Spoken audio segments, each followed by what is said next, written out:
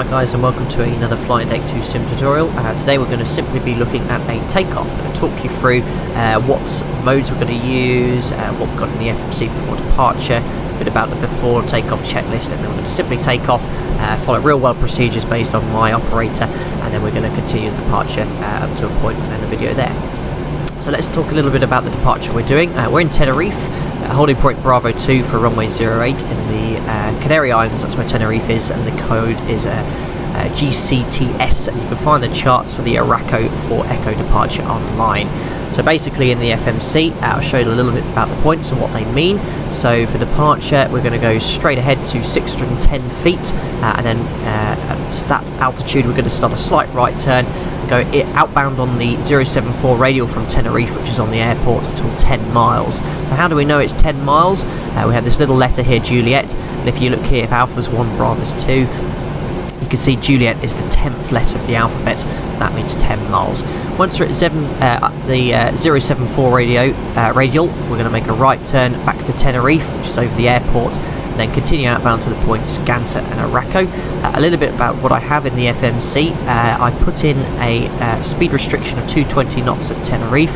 Now the reason we do that, we had a bypass here, so it said bypass, and that means the aircraft's unable to complete that turn at the speed of 250 knots, which was the standard climb speed restriction. So I've just made the aircraft do it a little bit slower at 220, and it's actually my operator's SOPs to put the first waypoint after the initial turn at 220 knots to comply with that.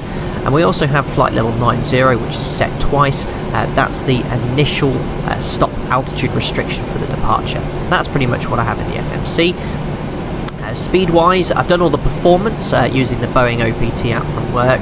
It's based on a 67-ton aircraft. The trim is all correctly set, and we've gone for reduced 22k and the temperature assumed reduction of, I believe it was about 32 degrees or 36 degrees, and that's given us 22k with fixed D rate and the N1 of 90%, which is fine for our departure today. And the speeds we have is 142, 143 for rotation, and V2 is 147, which we have set here, and that's going to give us our best climb speed in the event of an engine failure.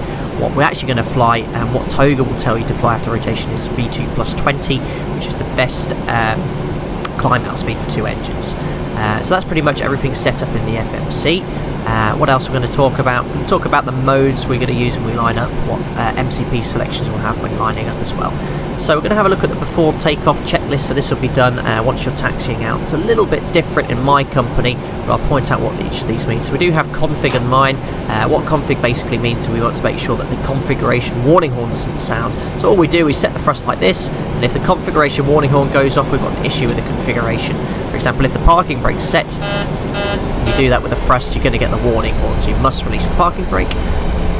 Recall, we don't actually have that in my company, and part of the before takeoff checklist. The flight controls as well, they would have also already been checked during the before taxi checklist. The flaps is a very important step. That would say 5 required, 5 selected, green light. So we're using 5 flap today, that's set, and we'd say 5 required by looking in the takeoff page of the FMC. 5 selected with the flap lever, and then we check 5s there and we say green light. Flap 5 is the standard flap settings for most departures. Use 1 if you needed improved climb performance for terrain, and use flap 25 for a shorter takeoff roll. What else do we have on the checklist? Takeoff briefing. We basically review what we're going to be doing for takeoff. So what we just say is packs are in auto, bleeds on. We have the speed set of V1, 142, 143, 147 for V2 is set. Then just do the initial part of departure, so it's pretty much straight ahead, and then a slight right turn outbound 074 to 10 miles, and then a right turn back to Tenerife. The stop flight levels set twice, 90, and then we'll confirm the squawk is in, so the squawk from ATC 5430, and then we simply say reviewed. And then the cabin, you get a ding in real life, and just simply say cabin is secure. So a little bit of what I've got on the PFD. So we've got this altitude here on the minimums. Now this is 1210 feet. Usually we get this information from our Boeing OPT app, and it's typically the aerodrome elevation plus 1,000 feet. In the event of an engine failure, this is what we call minimum flap retraction altitude. So when we reach 1,210 feet, that's when we can accelerate with an engine failure for our level segment to accelerate the aircraft. So we set that on all departures. It's also set here on the first officer side as well. Okay, so what we're going to do, we're going to line up. So you typically at an airport you get your line up line up or clear to takeoff clearance. So as soon as you've been cleared to take off, what does the captain do? He'll turn on the weather radar, and he'll also turn on all the landing lights. But what he does, he actually turns the taxi light off, and I'll explain why we do that in a second later. So he'll do that. What will the first officer do from his side? He'll go down here and he'll select TARA to engage the traffic collision avoidance system. You turn on the strobe lights, and what modes would we engage? We're on the auto throttle, and then a roll mode for departure. So we're going to use LNAV for our departure. Okay, and then pretty much the captain, because in my company the first officer doesn't have a tiller to steer aircraft, he has to taxi on, so he'd line up and wait, which we'll do now.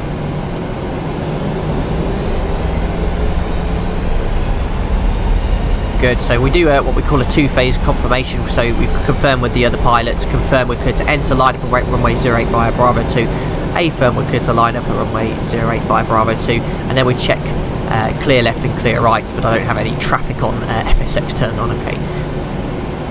Good, so we don't actually follow the yellow taxi line when lining up. That's when you vacate the runway. We actually make the most expeditious line up to save runway, so we'd actually line up like this, and then pretty much, hopefully I'll line it up pretty decently for you, get it lined up on the runway. Not that great. There we go. So just going to set the parking brake just to talk you through there. So once that's been done, the first officer would do the before takeoff checklist, what we say below the line. So we look below the line. Starts, which we don't say in my company, would have already been done. So you'd see MCP, we're just verifying that the auto throttle's engaged and the LNAV's there, and we'd say set transponder, we've set to TARA. Landing and strobe lights, we then do next, which is here, we confirm on, and then retracts we actually, depending on what aircraft we're in, we would actually have off. On the newer aircraft they don't actually have the retracts anymore. We're waiting for the takeoff clearance, and when we get the takeoff clearance we turn the taxi light on as a kind of a visual aid memoir to tell us we have been cleared for takeoff. So we'll kind of imagine we've now been cleared for takeoff, and that's pretty much the before takeoff checklist complete. So we're now going to do the takeoff. I am going to make some video edits, some text at the bottom to kind of explain some of the modes that are being selected on the FMA and what the autopilot's doing. So I'm actually going to leave this up here during the takeoff roll, and then I'll annotate what they're doing. Okay, so what do we do before we get going? We confirm the runway heading is aligned with the track, so we say 074, and we start the timing, and we start the elapsed timer, and that obviously will be done at the same time with the captain and the first officer. So I'll start the first officers. There we go. So remember, it's a multi-crew environment in real life. It's tried to make it as realistic as possible for you guys in the simulator, so I'm having to flick over to the first officer side to do that. You don't need to do that necessarily. So what do we do initially? I'll just get these instrument displays up here just to show you during the takeoff what we're going. We set 40%, release the parking brake, we wait for the engines to stabilise. How do we know when they're stabilised? We wait for the EGT to reduce. So when they're stabilised, we let the EGT reduce. Okay, in the aircraft in real life they do, they don't in the flight simulator. And then we select toga, which is around here on the button, push toga, and we get N1 heading select and toga. Now LNAV will engage at 50 feet RA after departure. That's it. So we actually hold light forward pressure until we get to 80 knots. The reason is to make the nose wheel more effective. At 80 knots, release the forward pressure, and then we get M1 change to throttle hold. That basically means the auto throttle is now disconnected from the servo, and you can move the thrust levers. Next speed, now you guys know what V1 is. That's the minimum reject takeoff speed, and then VR is going to be the rotation speed. V1. Rotate. Good, so rotation 2 to 2.5 degrees per second, then we get to 10, which is the dead band, keep pulling through, and it's initially 15 degrees, and then we follow the flight director. So the flight director saying pitch down, positive rate of climb, we put the gear up, and then I'll reach up here and turn the lights off as well. That's what we'll do in real life, and I'll get back onto the flight directors, so that's not very realistic. There we go, pitch down there. Then we confirm the roll mode at 400 feet RA, which we would have done in real life. We get LNAV, and they're approaching 1,000 feet, which is the top of the white arc there. I then engage the autopilot, so we say Command A, and straight away, because it's this NADP2 departure, we bug up. And all we do, we bug up straight away to the up speed. Now the aircraft's going to accelerate. Once you're above the white bug, that's the flap 5, we could select flaps 1. This is the V2 plus 20 speed, so we straight away select flaps 1. We don't need to go to flap 2 initially.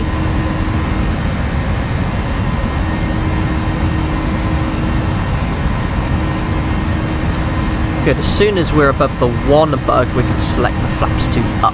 So there we go, above the 1 bug, speed checked, flaps up. And there we go, and now LNAV's flying departure. I've just got a message there on the FMC which is now gone. And then basically, we just fly initially at the up speed.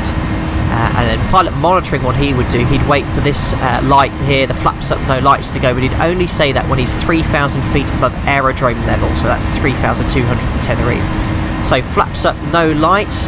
What would we set? We'd use VNAV as our standard setting, and there we go, it's going to fly 220 knots for that initial turn. We set standard because we're flying to a flight level, so standard set, and we say passing 36 of flight level 90 after takeoff checklist. So the after takeoff checklist, we'd move the gear to up and off, RTO to off as well. We'd check the overhead panel, and we see air conditioning and pressurization. We'd verify the differential pressure, check the cabin rated climb, all the switches are in the correct position and the temperatures as well, and we say air conditioning and pressurization is now set. Next thing would happen would be the altimeters call, which is here. So altimeters, we just confirm we have the correct setting. Standard set passing 5.2 for flight level 90 after takeoff checklist is complete.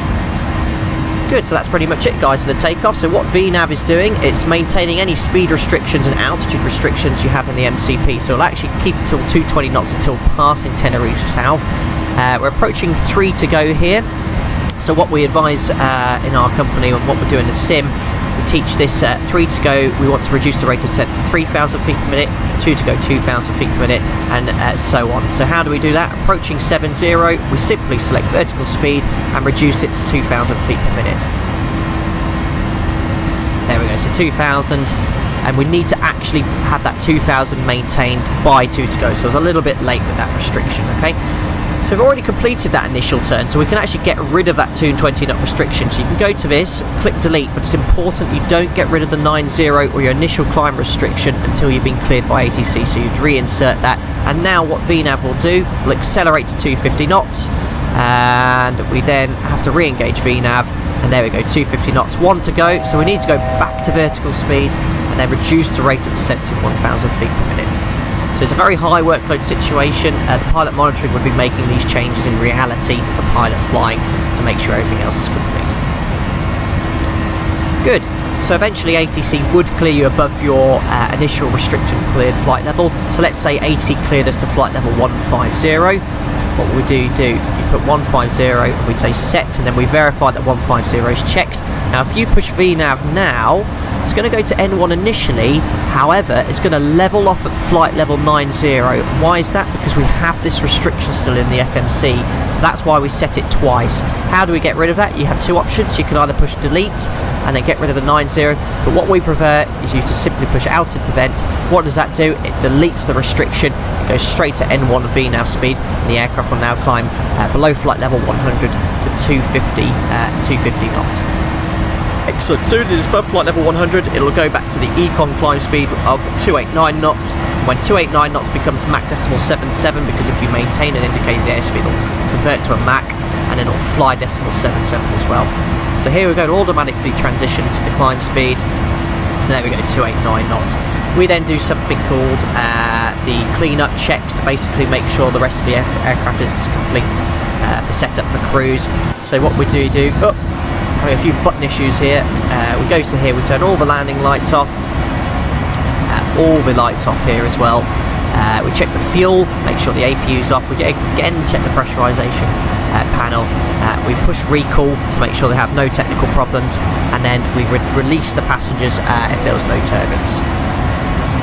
That's it, and then off we go on the way back to Manchester, which is the rest of the flight I have planned today. So there we go, all the way to Manchester. So that's, guys, that's pretty much it. I just wanted to take you through a departure, how we do it in real life, how we configure the flaps, and what kind of speeds we fly. So I hope you found it interesting. Please don't forget to like the video, please subscribe. We do plenty more tutorials for you in the future, and once again, thank you very much for watching.